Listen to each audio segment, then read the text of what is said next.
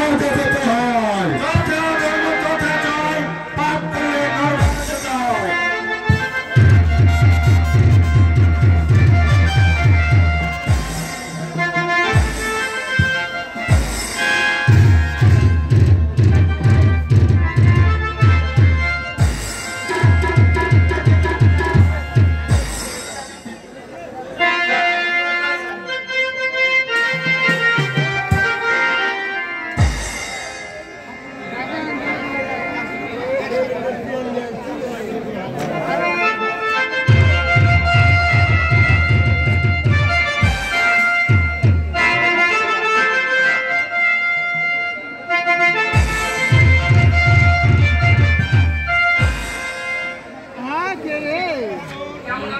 কেমন আছে আমাদের ধর্মরাজ্যের প্রজা সাধারণ? মহারাজ, এক বছর প্রচুর বৃষ্টিপাতের ফলে আমাদের প্রচুর ফসল হয়েছে, তাই প্রজাদের মুখের হাসি মহারাজ ফুটে উঠেছে।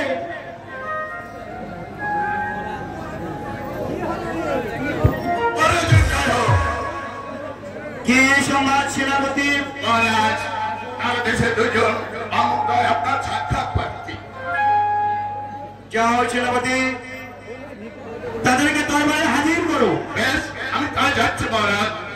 তোমার জয় হোক।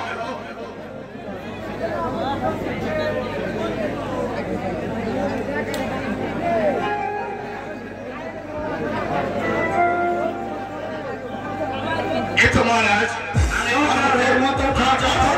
পাপ করলে নরকে যেতে হয়।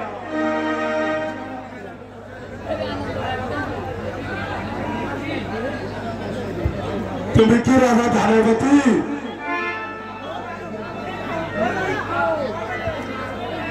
হ্যাঁ, আমি রাজা ধনপতি রায়। তাহলে তোমাকে আমাদের বিচার করতে হবে। আমি বলছি, যথা ধর্ম তথা জয়, পাপ করলে স্বর্গে যেতে হয়। আমি বলছি, যথা ধর্ম তথা জয়, আর পাপ করলে নরকে যেতে হয়। আপনারা হচ্ছে দেব বংশের রাজাগণ, আর আমি হচ্ছে সামান্য অর্থের রাজা। আমি কি পারবো আপনাদের বিচার করতে? রাজা ধনপতি,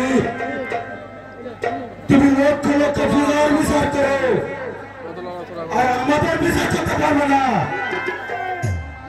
মন্ত্রী জন্মালো,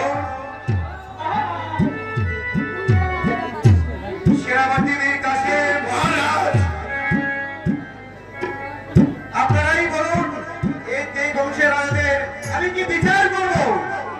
মহারাজ, এই ব্রাহ্মণকুলের কাছ থেকে এক সপ্তাহ সময় চেয়ে, এক সপ্তাহ পরে তাদের বিচার করা হবে। মন্ত্রী জন্মালো ঠিকই বলেছে মহারাজ। আপনি আমাদের কাছ থেকে 7 দিনের সময় নিন। আপনারা দয়া করে আমাকে এক সপ্তাহ সময় দিন। এক সপ্তাহ পরে আপনাদের সুস্থ বিচার করব। থাকো কেবল গরম ধরেছে, থামো। এক সপ্তাহ থামো, ভাড়া দাও না, থামো। আমরা থাকবো কোথায়? কেবল গরম এক সপ্তাহ আপনারা আমার অতিথি সবাই থাকবে। ঠিক আছে, ঠিক আছে। এক সপ্তাহ পর আমরা ফিরে আসবো। আমাদের সূক্ষ্ম বিচার না করলে আমরা তোমাকে অভিশাপ দেব। যত ধর্ম তথা জয়, পাপ করলে স্বর্গে যেতে হয়। ধর্ম তথা জয়, আর পাপ করলে নরকে যেতে হয়।